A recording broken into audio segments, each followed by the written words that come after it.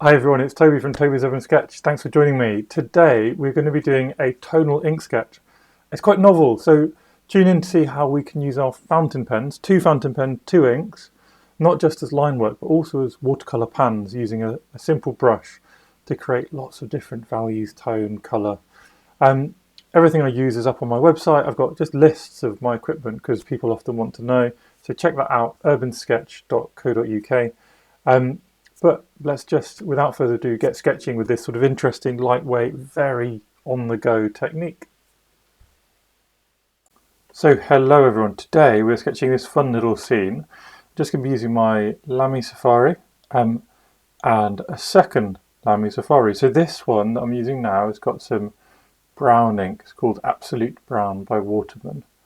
And we're going to be doing a fun sort of continuous line sketch to capture this high street. This is St Neots High Street. You can see we're going up and down the lines, and the reason to do that is this ink is water soluble. So when we come back, we can apply a little wash of water to it. We can move the ink around. This particular brown ink becomes really interesting, sort of pinkish warm colour, and creates lovely shadows and tone.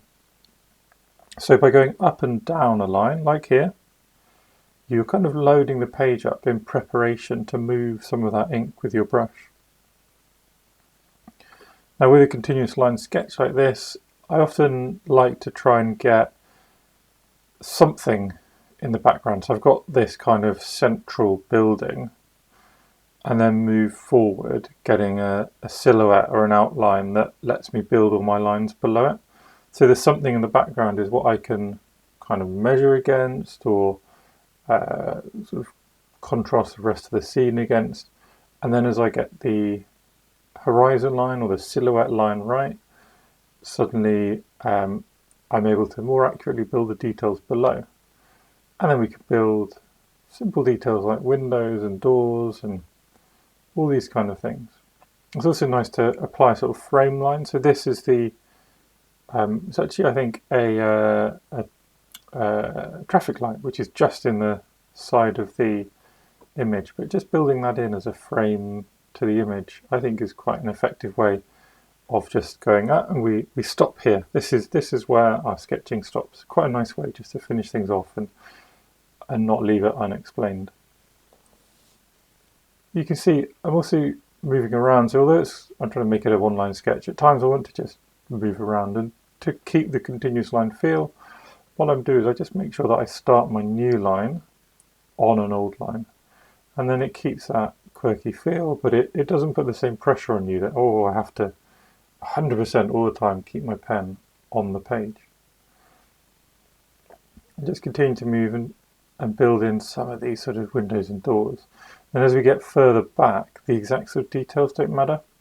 You can't see them as easily, so it's more about getting the idea, which is why I just put in some vertical lines, because those vertical lines getting closer and closer suggests a kind of stacking feel to all these buildings. I like the car in the background, and I thought I would make something of it, so I just built a little car, and you can't see it very well in the reference, but I also couldn't see it very well in the reference. So all I did was build it out of simple shapes. The windscreen is it's like a pyramid with its head cut off. Bonnet continues that shape, and then underneath you've got a rectangle. On the other side, I wanted to make the other side of the street a bit closer and a bit bigger, so you can see it's kind of got that narrow feel. I wasn't quite sure where to end the bottom of the houses though, so I'm just sketching a few horizontal lines, and it doesn't really matter that there's a few overlapping lines which don't quite make sense, because we're on the loose side of the image. It's not the interesting focal point.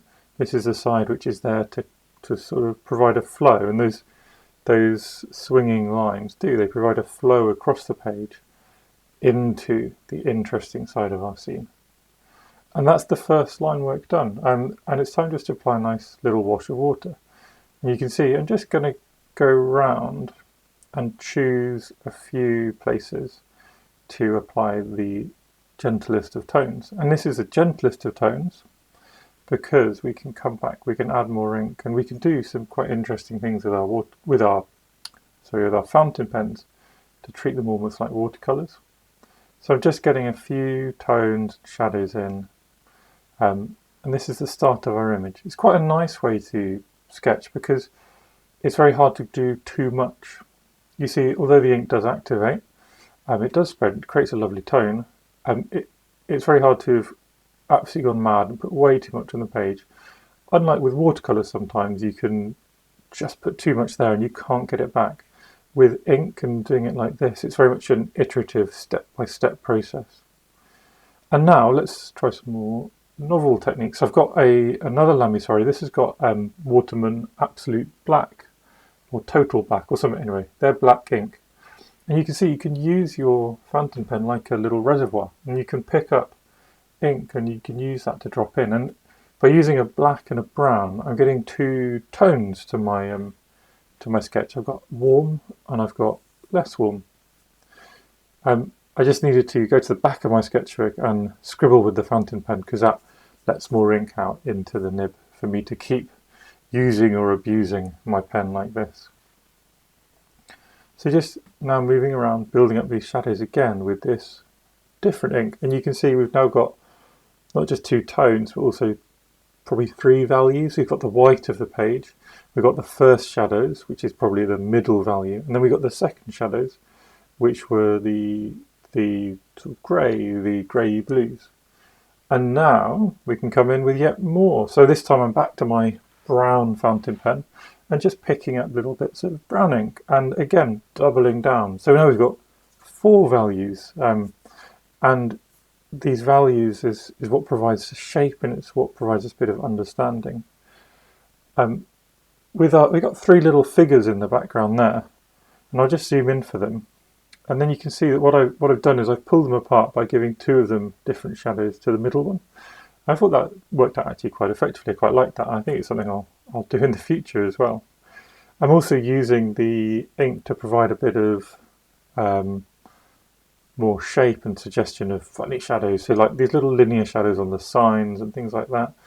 And also we can use the ink in the background. We can paint in little features, which kind of leaves them a bit ghostly. They're not as definite, not as hard wearing as ink lines from a pen. I did a few splashes. I've tried to do it a few times. You can get some nice splashes from fountain pens this way, but wasn't really working for me today, so I didn't persist too hard.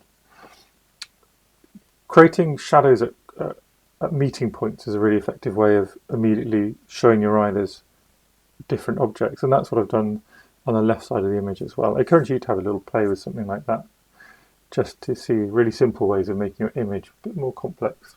And there we are. This is me done. So really quick sketch. This is in real time. Took under 8 minutes, and it's a really nice way, really relaxing way to sketch.